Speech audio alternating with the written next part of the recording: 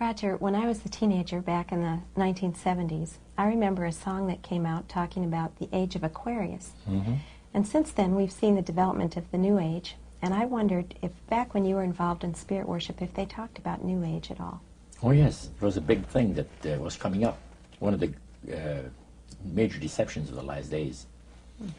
And the priest told us, we talked quite a while, and then he said, could I have a little bit more of your time? I want to do something very fascinating.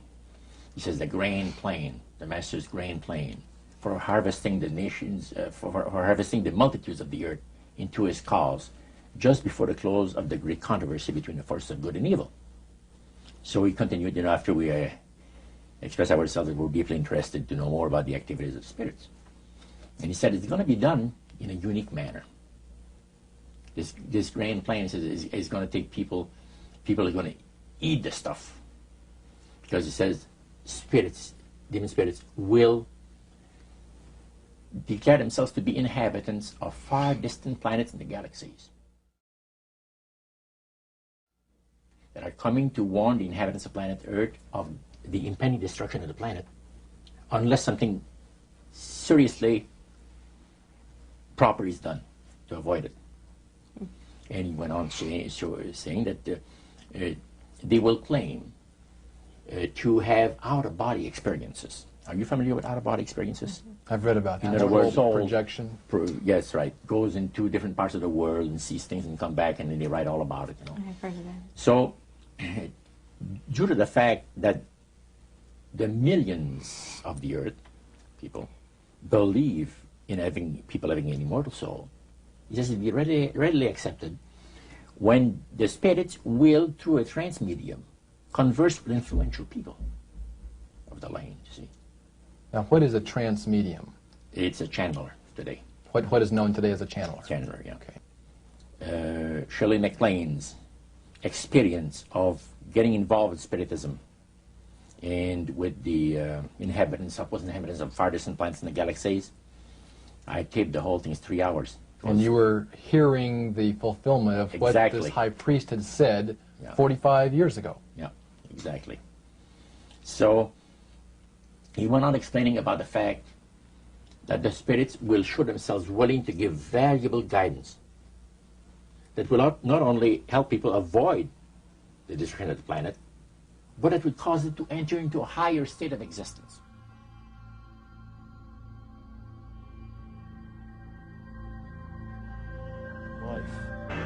Dr. Pierre Guérin, an eminent scientist associated with the French National Council for Scientific Research, concludes that UFO behavior is more akin to magic than to physics as we know it, and that modern UFOnauts and the demons of past days are probably identical. The word demon in Greek comes from the root meaning knowledge or intelligence, implying that demons have access to knowledge and information denied to ordinary mortals. After what happened to me, the communion experiences, I decided that that might be a good idea to accept the idea of the devil just in case that's what I saw. If you look closely at the life of the world, you see the workings of evil in the world. There seems to be a sort of machinery behind it that is far beyond just the accident of human life. In the modern world, we see reports of believers being told to gather, awaiting a sign from the Queen of Heaven, Mary. And when they gather, silver discs appear. The most famous of these incidents, according to ufologists, is Fatima. In October 1917, 60,000 people gathered to receive a sign, and 3 silver discs appeared. As a result of this, the people felt sudden intense heat, drying of clothing and of the soil, physiological effects, or miraculous cures. Could the same fallen angels who presented themselves as gods to our ancestors be reinventing themselves for the modern world as modern-day gods or as aliens who have come to rescue us from ourselves? The Mayan calendar starts at 3114 BC and ends at 2012 AD. In 755 AD, Mayan priests prophesied that the total eclipse of the sun of July 11th, 1991 would herald two events: cosmic awareness and earth changes. On that day, shortly after 1 p.m., a silver disk hung motionless below the total solar eclipse. By appearing during this eclipse, the UFOs have identified themselves to many as the Mayan gods.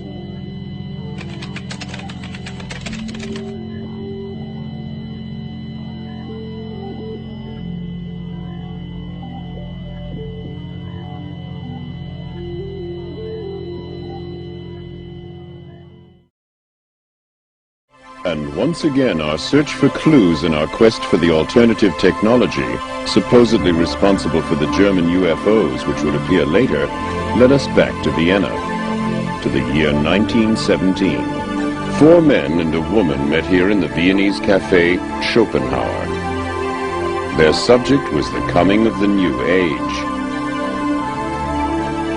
They spoke of secret revelations, the spear of destiny, the magical violet black stone. They discussed the possibility of making transmedial contact with the ancient Germanic and Babylonian deities, Ishtar, Ostara, and Isais, and of communicating with distant worlds, not only on this side, but also on the other. It is quite likely that this coffeehouse meeting witnessed the birth of the secret Thule Society, which in turn later spawned the German National Socialist Party, the SS, Black Sun, and the Friel Society, which in its turn gave a foundation to the occult activities of the Third Reich and the new comprehensive technology, and the beginning of German UFOs. What was the secret behind it all? The invincible source of power for them was the Black Sun, an infinite beam of light which, although invisible to the human eye, was nevertheless there and very real.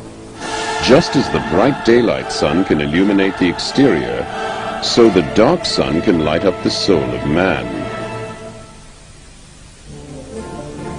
It illuminates the divine light. To this very day, the occult philosophy of the Third Reich is veiled under a thick cloud of mystery and secrecy.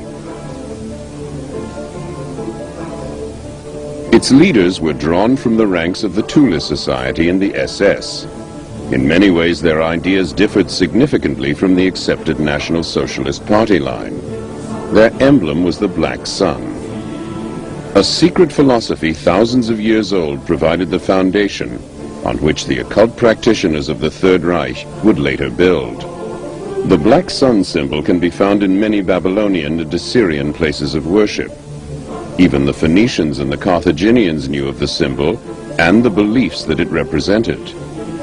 The Babylonian and Assyrian civilizations often depicted the Black Sun, the Godhead's inner light, in the form of a cross.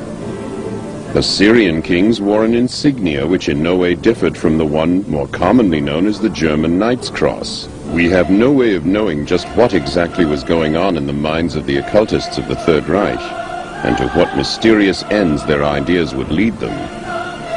Perhaps they believed in the ancient prophecy of the New Babylon, which would rise again in some unspecified centrally located country when the third Sargon would return.